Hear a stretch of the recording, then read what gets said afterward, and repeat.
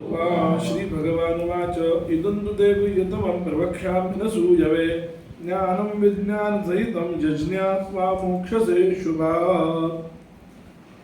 भगवान म्हणतात अर्जुनाला, इदं तु ते गुह्यतमं प्रवक्ष्यामि अनसूयवे. हे अनसूयवे या शब्दाचा अर्थ ज्याला असूया नाही असा अर्जुनाचं विशेषण आहे ते. म्हणजे हे अर्जुना, मी तुला अत्यंत गुह्यतम ज्ञान सांगत आहे, जे ज्ञान विज्ञानासहित आहे. तर मुळात विज्ञान शब्दाचा अर्थ वेगळा आहे, ज्ञानोबारायांनी केलेला विज्ञान शब्दाचा अर्थ वेगळा आहे. तर ज्ञान आणि विज्ञान याच्यामध्ये काय आहे की ज्ञान म्हणजे मूळ स्वरूप, स्वरूपभूत जे ज्ञान आहे त्याला ज्ञान असं वापरलं आहे, आणि वृत्तीरूप जे ज्ञान आहे त्याला विज्ञान वापरले. मूळ शंकराचार्य वगैरे जे अर्थ करतात ते करत असताना वृत्तीरूप ज्ञानाला विज्ञान म्हणतात. विशिष्टम ज्ञानम विज्ञानम, म्हणजे वृत्तीरूप ज्ञान जे आहे ते विज्ञान आहे. तर ते मी तुला सांगतो की यज्ञात्वा मोक्षसे अशुभात, जे जाणल्यानंतर जाणून तू अशुभापासून मुक्त होशील. अशुभ काय तर संसारच आहे, संसारातून मुक्त होणं हे महत्वाचं आहे. तर असं त्यांनी त्या श्लोकात सांगितलं. त्याच्यावर आता ज्ञानोबाला म्हणतात, ना तरी अर्जुना हे बीज पुढं ती सांगितलेलं तुझं जे हे अंतःकरणाची बुध जीवाची आहे, की मी आता अर्जुना तुला यापुढं काय सांगेल तर या सगळ्याचं बीज सांगेल, मूळ कारण. म्हणजे अशुभाचं जे मूळ कारण आहे म्हणजे मूला विद्या सांगेल, मूल अज्ञान सांगेल. म्हणजे काय सांगेल याचा अर्थ जर विचार केला तर दुसरं काहीच नाही ना. संपूर्ण प्रपंचाला किंवा आपल्या बंधनाला किंवा आपल्या सगळ्या दुःखाला काय कारण आहे याचा जर नीट विचार केला तर लक्षात येतं. बारीक बारीक विचार करत गेलो तर लक्षात येतं. जसं एखादी आपल्याला जखम झाली, आपल्याला तेवढा पुरतं वाटतं त्या दुःखाचं कारण ती जखम आहे, पण जखम ही स्थूल दृष्टीने बरोबर आहे, ती पण कारण आहेच नाही असं नाही. पण ती जखम ज्या पायाला झाली, हाताला झाली, त्या हाताबद्दलची ममत्व बुद्धी ही त्याचं खरं मूळ कारण आहे. कारण काय, पुष्कळ वेळा आपल्याला पोळलं असतानाही आपलं लक्ष जर नसेल तर आपलं लक्ष देत नाही. स्वयंपाक करताना कित्येक वेळा हात चटका भासतोच की त्यावेळेस कुठं लक्ष येतं, त्यावेळेस कुठं दुःख होतं. का होत नाही? कारण त्याच्याकडे आपण त्या बुद्धीनं बघितलेलं नाही. ज्यावेळेस तुम्हाला पूर्णपणे त्याच्यावर बुद्धी असते, ममत्व बुद्धी असते, तेव्हा तुम्हाला दुःख होतं. कुठेही कितीही विषय स्थूल असू द्या आणि किती बाह्य असू द्या, शरीरापुरतं बोलतं असं नाही. हे तुम्ही असा हाच विषय सगळीकडे लावत लावत जर गेलं तर तुमच्या लक्षात येईल की झोपेत काय दुःख नसतं. सर्वात महत्वाचं 3 अवस्थामध्ये आपल्याला दुःख 2 अवस्थेत होतं, सुख किंवा दुःख काही असतं. ते कोणत्या अवस्थेत होतं? एक जागृत अवस्थेत होतं आणि स्वप्नावस्थेमध्ये होतं. जागृत अवस्थेत आणि स्वप्नावस्थेत होतं, पण झोपेत होत नाही. झोपेत का होत नाही? कारण झोपेत देहाबद्दलची ममत्व बुद्धी नसते, प्रमातृत्वच नसतं आपल्या ठिकाणी. झोपेत प्रमाताच नसतो आपण. त्यामुळं प्रमाता नाही म्हणून प्रमाण नाही, प्रमाण नाही म्हणून प्रमेय नाही.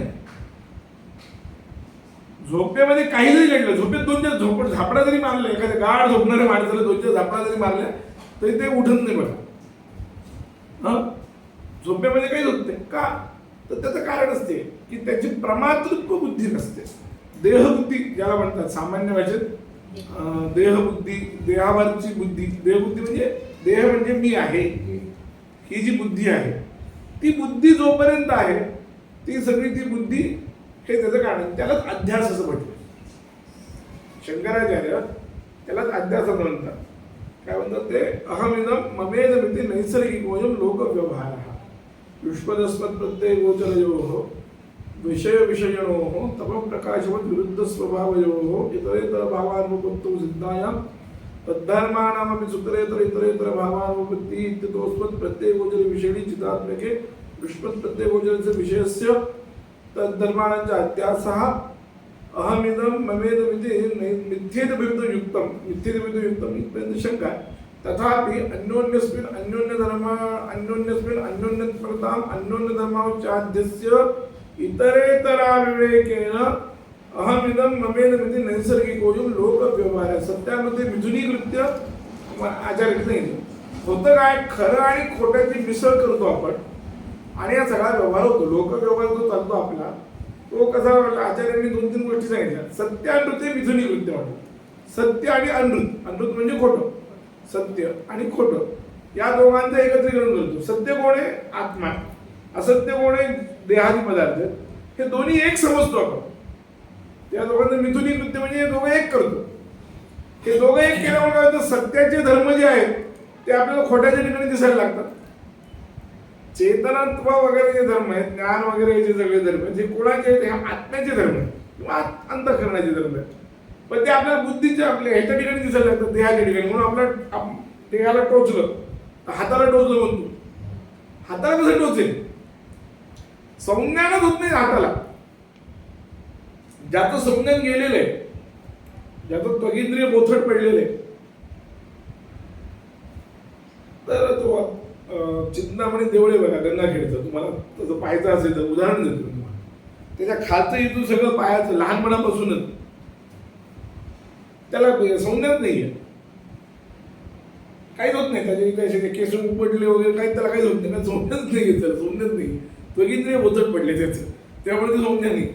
म्हणजे काय झालं की त्याच्याबद्दलची जी एक जाणीव, जो संयोग पाहिजे आत्म्याचा त्याच्याशी, जो कनेक्शन जे पाहिजे ते नाही, त्यामुळे ते नाही आहे. म्हणजे देहाला ओढलं नाही का? ओढलं, पण आपल्याला त्रास होतो, त्याला होत नाही.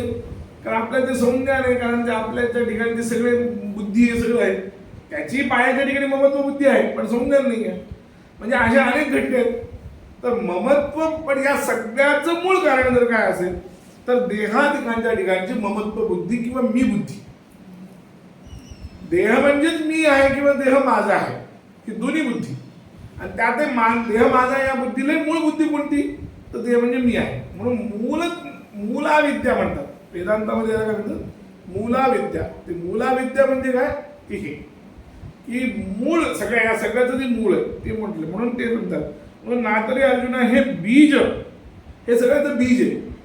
पुढं ते सांगितलेलं तुझं जे अंतःकरणाची गुज जीवाची आहे, अंतःकरणात माझ्या जे काही गुज आहे, गुप्त असलेली जीवाची वस्तू ती तुला मी आता सांगतो. म्हणाले येणे माने जीवाची हे फोडावे, मग गुजका पहा मत सांगावे, असे काही स्वभावे कल्पिशी तरी परिसय हा प्राज्ञा तू आस्तीचीच संज्ञा, बोललेली गोष्टीची अवज्ञा नेणसी करू. थोडासा संवाद वाढवला ज्ञानोबारांनी. ते म्हणाले की तुला असं वाटेल की मलाच का गुज सांगतात, कारण भगवंतांनी जे सांगितलं की यज्ञात्मा मोक्षदानी इथं ते गुह्यतम म्हटलं ना.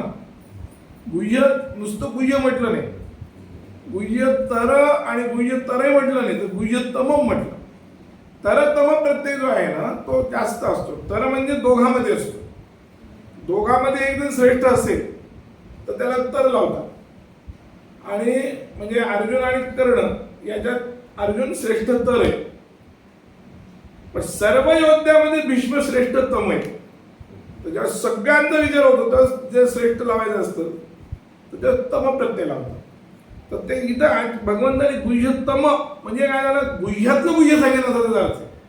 जे काही आतापर्यंत गुप्त गुप्त गुप्त म्हटलं गेलंय त्या सगळ्या गुप्त विद्येबद्दल गुप्त मी तुला सांगतोय. म्हणून ज्ञानोबाने म्हणाले येणे माले जीवाची कोंडावे की मग गुजपामध्ये सांगावे. भगवंत मी असं काय केलं मग की ज्याच्यामुळं भगवंताने मला हे उघड करून सांगावं असं जर तुला वाटत असेल, ऐसे काही स्वाभाविक कल्पिची जरी, तर काय असेल मग माझ्या ठिकाणी की ज्याच्यामुळे भगवंत मलाच गुढ सांगायला लागला. याची तर तू काही कल्पना वगैरे करत बसली असती तर कल्पना करू नको म्हणून तुला सांगतो. तरी परियेस एका प्राज्ञा तू आस्थेचीच संज्ञा, बोलिली गोष्टीची अवज्ञा नेणसी करू. मी कशामध्ये तुला गुढ सांगतोय ते कालचा जो विषय तो पुन्हा आला. कालचा विषय काल मी एक वाक्य बोललो होतो की गुरुजू स्निग्धस्य शिष्यस्य गुरवो गुह्यमुप्युत. स्निग्ध शिष्य जर असेल तर त्या शिष्याला गुरु खूप प्रेमपूर्वक शिकवतात, खूप लक्ष देऊन शिकवतात त्याच्याकडे. तसं म्हणाले तू परियसी का प्राज्ञा. हे प्राज्ञा म्हणजे बुद्धिमान. अरे बुद्धिमाना तू विचार कर, तू म्हणजे कोण म्हणे? तू आस्थेचीच समजा, म्हणजे भक्तीचा किंवा श्रद्धा विश्वास आस्था याचं दुसरं नाव म्हणजे तू आहेस.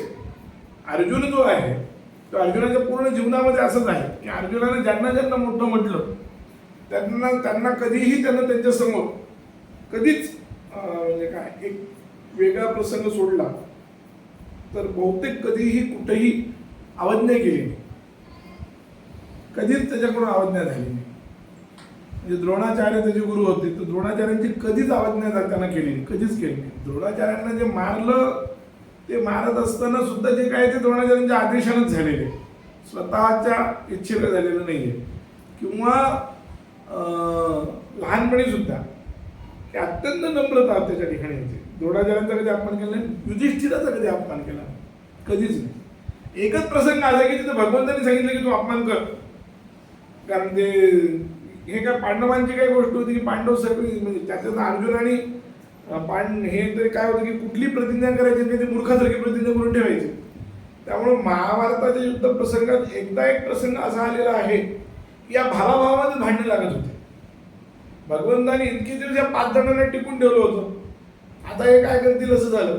जसं ते काय की हे जे याच्या गुप्त प्रतिज्ञा फार होते अर्जुनाच्या, कोणती की ते काय म्हणतात त्याला, गांडीव धनुष्य कोणी जर टाकून दे असं म्हणलं किंवा गांडीवाची जर निंदा कोणी केली तर त्याचा शिरच्छेद करेल अशी त्याची गुप्त प्रतिज्ञा होती.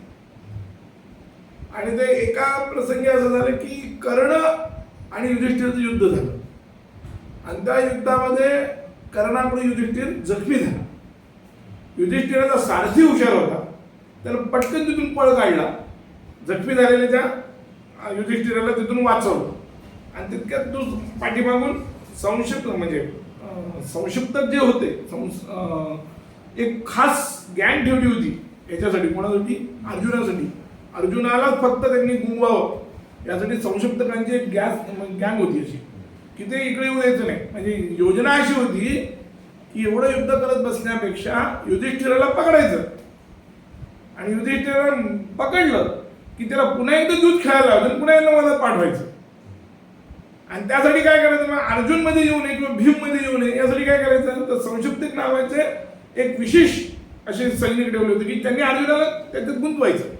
पण तरी भगवान श्रीकृष्ण न हे लक्षात आले असल्यामुळे ते श्रीकृष्ण बरोबर वाट काढत काढत काढत त्यांनी त्यातून वेळ काढून अर्जुन कुठं वेळ घालवला तर त्याला तिथं वेळ न घालवू देता वगैरे असं करत तिथं आले आणि कर्णाबरोबर ते भांडले आणि कर्णाचा पराजय करून त्याला कळलं की युधिष्ठिराला जखम झाली. तर युधिष्ठिरला पाहण्यासाठी युधिष्ठिराच्या शिबिरामध्ये अर्जुन गेला. हे युद्धाचा 4था का 5वा दिवस आहे, त्या दिवशीची गोष्ट आहे. नाही 5वा जास्त असेल, पहिले 9 दिवसानंतरची गोष्ट असेल.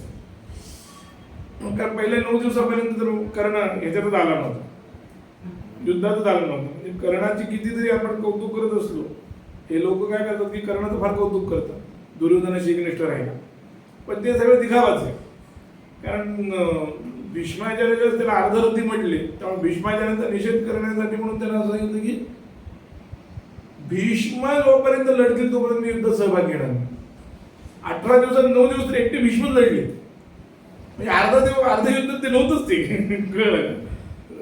हे केलं कोण करणं, तर तो करणं ते 10-11 दिवशी गोष्ट असतं काहीतरी. तर त्या याच्यामध्ये ते युद्ध झालं. ते तर यांना काय वाटलं युधिष्ठिराला की कर्णाला मारूनच अर्जुन आला. युधिष्ठिर खूप राग आला होता, अपमान झाला होता, ते अपमानाला बदला येत होता म्हणून, आणि त्याला फार आनंदही झाला. त्याला वाटलं त्याला पण कर्णाचा पराजय करून आला असं तो सैनिक म्हणाला, पण त्यानं त्या पराजयाचा अर्थ असा केला कर्णाचा वधच करून आला हा, आणि म्हणून मग त्यानं त्याचं खूप कौतुक केलं. जेव्हा ते लक्षात आलं, कारण कृष्ण अर्जुनांच्या लक्षात आलं की हे काहीतरी गैरसमजानं हे कौतुक होतंय आपलं, म्हणजे त्यांनी आम्ही अजून कर्णाला मारलेलं नाही, हे ऐकलं की ते जे पलटलं आणि त्यानं त्यांना खूप शिव्या द्यायला सुरुवात केली. अर्जुनाची निंदा केली, पण अर्जुनाची निंदाला अर्जुन काय, पण ते गांडू धनुष्याची निंदा केली. तिचं काय उपयोग म्हणजे तुझा गांडू धनुष्य मग हे सगळं ऐकलं की अर्जुनाला आला राग आणि त्यानं तलवार काढली शिरच्छेद करण्यासाठी गांडू धनुष्याचा. आता त्याचा शिरच्छेद करायचा, आता त्याचा शिरच्छेद करण्याचं काय करावं. त्यावेळेस भगवंतांनी मध्यस्थी केली. म्हणजे काय करायला, तर तो म्हटलं माझी गुप्त प्रतिज्ञा आहे त्याचा शिरच्छेद करायचा. आता जे गांडीवर म्हणेल पर्याय नाही, मला प्रतिज्ञेसाठी करावंच लागेल. मग दुसरा पर्याय नाही. कृष्णाने सांगितलं असं नको करू, मधला एक मार्ग सांगतो आणि तो युधिष्ठिराचा अपमान करला. मग युधिष्ठिराचा खूप अपमान केला, खूप अपमान, खूप निंदा, खूप त्याच्या तोंडावर बोललं. म्हणजे मोठ्या माणसांना तोंडावर उलट उत्तर दिले की मोठ्या माणसांचा अपमान असतो, त्यांना मारायची गरज नसते, तोच त्यांचा वध असतो वगैरे असं सांगितलं. मग त्याने केलं, तो त्याचा वध झाला. आता अजून एक दुसरी गुप्त प्रतिज्ञा होती ना, युधिष्ठिराला जर कोणी त्रास द्यायला काही झालं तर त्याला स्वतः शिरच्छेद करू घेईन म्हणून, जो मारेल त्याचा शिरच्छेद करेन. आता इथं मीच मारलं म्हणून माझी पण पुन्हा तलवार काढून ते स्वतःच हे करू लागलो, मान कापू लागला. आता काय झालं म्हणले, आता ही परिस्थिती नाही, जो युधिष्ठिराला मारेल त्याला मी मारेल म्हणून. मग म्हणले असं कर, आता तुला अजून सांगतो, स्वतःची स्तुती कर. आत्मस्तुती करणं म्हणजे आत्मघात करणे, आत्महत्या करणे, मारण. तर हा एक जर प्रसंग सोडला तर अर्जुनाने कधी कोणाचं अपमान केलं, कधीच कोणाचा. म्हणजे अर्जुन नेहमी, म्हणजे जितका सरळ युधिष्ठिर आहे तितका सरळ अर्जुन. तो कधीच कोणाला म्हणत नाही. म्हणजे नम्रता, हे सगळे गुण जे आहेत, म्हणजे जे दैवी गुण आहेत की नाही, अभयम, सत्व, संशुद्धी, ज्ञान, योग, व्यवस्था, हे सगळे दैवी गुण अर्जुनाच्या मध्ये मूलतः होते.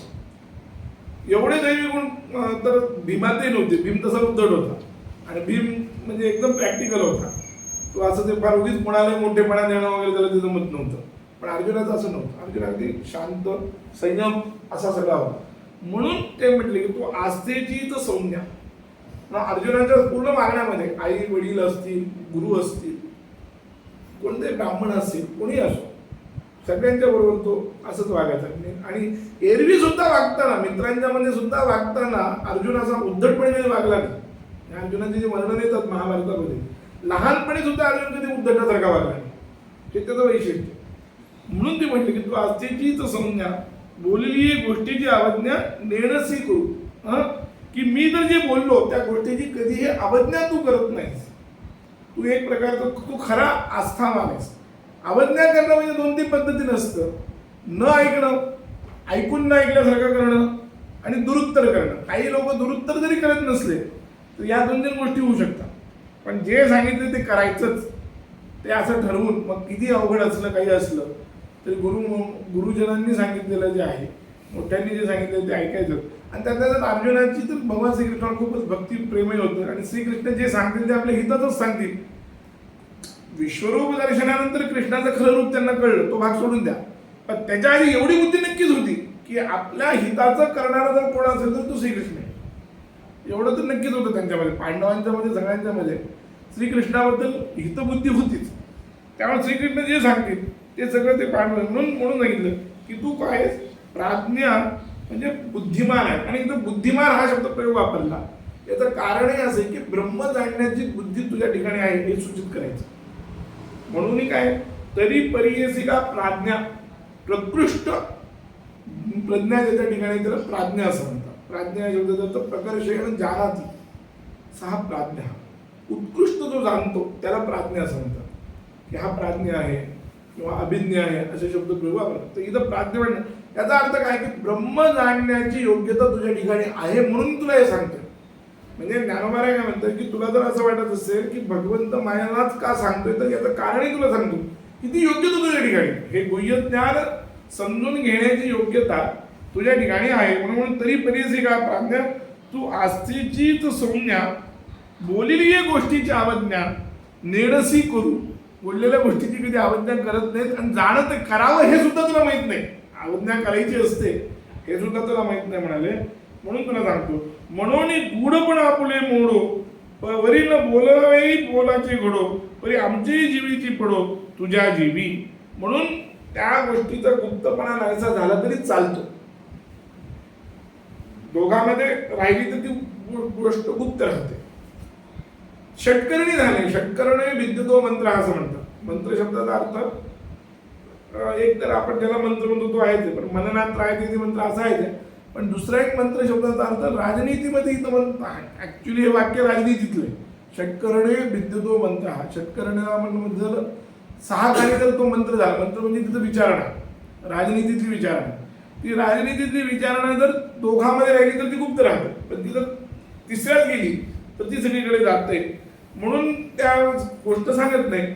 आणि जसं इथं अथर्व शीर्षक अशी शाळेला जरी सांगितलेलं किंवा भगवंतरी पुढं इथं ते ना तपस्या वगैरे म्हटली, पण अर्जुन त्यातला नसल्यामुळे म्हणून म्हणजे तू अज्ञान न मोडणारा आहेस, जे पाहिजे ते सांगण्याची योग्यता तुझ्यामध्ये आहेस, तू सुपात्र आहेस. म्हणून पात्र असल्यामुळं गूढपण आपुले मोडू. त्या ज्ञानालाही असं वाटायला लागलं की आपलं गूढपण मोडलं तरी चालेल. परी न बोलावे घडो, आणि जे बोलू नये म्हणजे गुप्तपणे जे असतं ते बोलायचं नसतं ते सुद्धा बोलणे घडो परी आमची जीवीची पडो तुझ्या जीवी, आणि जे आमच्या जीवाच्या ठिकाणी आहे ते सगळं तुझ्या जीवाच्या ठिकाणी जावं. म्हणजे जे आमच्या अंतःकरणात जे ज्ञान आहे ते सगळं ज्ञान तुझ्या अंतःकरणात जावं. म्हणून आम्ही हे झालं आगा धानी कीर दूध गुड परी थानासीची नवी की गोड, म्हणून सर्व का सेवित याचे चाळ जरी अनन्य मिळे मुडवणी बीज काढले मग निर्वाळली भूमी पेरिले तरी हे सांडी उतरू गेले. म्हणजे हे काय, जसं बीज आहे ते तर खाली जमिनी खालीच राहिलं त्याचा उपयोग नाही ना, त्याला अंकुर फुटले तर बाकीचा सगळं उपयोग आहे. तसं ज्ञानाला सुद्धा अंकुर फुटावं लागेल की नाही. जर ते आमच्याबरोबरच राहिलं तर मधल्या एका काळामध्ये जे नष्ट झालं होतं, भगवद्गीता भगवंतांनी का सांगायला सुरुवात केली त्याचं ते एक पण कारण आहे ना. इमं विवस्वते योगम प्रोक्तवा नामव्ययम विवस्वान मनवे प्राह मनुविश्वाकवे ब्रवीत एवं मरा प्राप्त इमं राजर्षयो विदुः स महत् स योगो महता कार्य नष्ट परंतप. हा योग जो आहे, ही जी वेदांताचं जे ज्ञान होतं हे कैक वर्ष नष्ट झालं होतं, परंपरेने उत्पन्न झालं, पुढे नाही राहिलं का, योग्य माणूस नाही भेटला. पण आता योग्य जर माणूस भेटला असेल तर ते झालं पाहिजे. म्हणून त्यांनी सांगितलं जसं कणगीतलं बीज धान्य काढून त्याची उत्तम मशागत करून पेरल्यानंतर त्याचं अंकुर येतं, ते जर पेरलंच नाही तर त्याचं अंकुर येणार नाही. तसं म्हणाले तुझ्याही ठिकाणी शुद्धमती आहे, सुपात्र आहे, योग्य ठीक गोष्ट आहे, तर तुला जर ज्ञान नाही दिलं तर ते ज्ञान वाढेल कसं. म्हणून यालागी सुमनू आणि शुद्धमती हे दोन विशेषणे दिले. यालागी यासाठी की तू कोण आहे, सुमनू आणि शुद्धमती, म्हणजे अंतःकरण शुद्धी तुझी पूर्ण झालेली आहे. याचा दुसरा अर्थ वेदांताच्या अगदी शुद्ध परिभाषेत बोलायचा म्हणजे त्वम पदार्थाचं शोधन झालेलं आहे, तत्पदार्थ फक्त तुला कळायचं राहील. त्याचा अर्थ काय, त्वम पदार्थाचं शोधन झाले, तत्त्वम असे आहे ना, तर ते तत् आणि त्वमचं शोधन झाल्याशिवाय कळत नाही वेदांत. तर त्वम पदार्थ नीट शुद्ध असला पाहिजे ते सांगतात ते. यालागी सुमन आणि शुद्धमती जो अनिंदकू अनन्यगती पैगा गोपेपरित या प्रती चावळे जे सुखे. तीन गोष्टी सांगितल्या की जो मनुष्य सुमनू असेल म्हणजे शुद्ध मनाचा असेल आणि शुद्ध मतीचा असेल, म्हणजे अत्यंत सूक्ष्म बुद्धी. काय एरवी ब्रह्म बुद्धीला कळत नाही, काय येतो वाचून निवर्तन ते आपल्या आपल्या मनाचा असं पण आहे. पण दुसरीकडे एकीकडे सांगितलं की दृश्यते तग्रया बुद्ध्या सूक्ष्मया सूक्ष्मदर्शिवी असं पण वाक्य वेदांताचे दोन्ही वाक्य. मनानं कळत नाही असं पण आहे, अंतःकरणानं ते कळत नाही अशी वाक्य आहेत वेदांतामध्ये उपनिषदामध्ये. आणि ते अंतःकरणानं कोणत्या अंतःकरणानं कळतं, सूक्ष्म अंतःकरणानं कळतं असं सांगितलं. सूक्ष्म म्हणजे शुद्ध मती, शुद्ध अंतःकरणानं जर असेल, अत्यंत सूक्ष्म बुद्धी असेल त्यालाच कळतं. म्हणून इथं त्यांनी हे दोन्ही घेतले, म्हणजे मन आणि बुद्धी या दोन्ही पातळीवर विचार केला तर सुमनू आणि शुद्धमती. याचा दुसरा अर्थ बारीकपणे जर करायचा जर झाला तर यातून ज्ञानोबारायांना काय सूचित करायचं आहे, तर उपासना आणि कर्म, कर्मानं मन शुद्ध होतं आणि उपासनेनं बुद्धी शुद्ध होते. हा भेद आहे.